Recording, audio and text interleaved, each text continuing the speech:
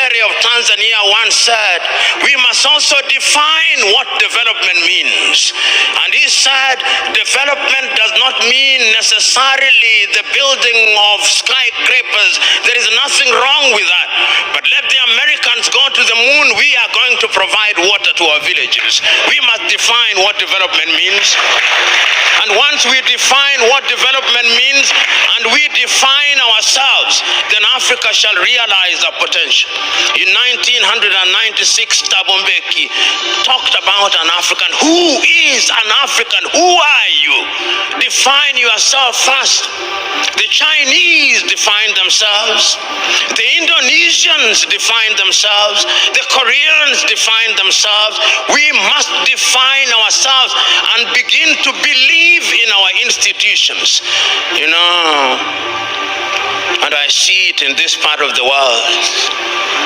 When we want to look at our economy, we say, what does Moody's say? And Moody's is very moody when they come to Africa. Moody's. Can the Department of Economics at UNILAG not do that? Can't they? McKinsey, an American outfit, they are the ones who come here and tell us how our economy is behaving.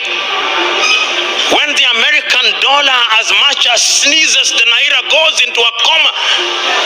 Why?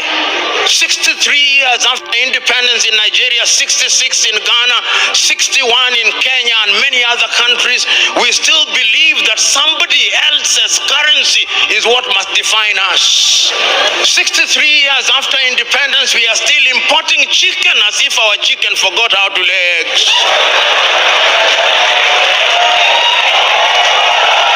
Now we are living through Africa Agenda 2063. We are living through the Sustainable Development Goals. And I'm not a Jewish prophet nor related to one, but I can confirm to you we will not fulfill any one of them. You cannot, in the nature of things, engage the reverse gear and then think you'll reach your destination. You cannot. And that is what most African countries have done.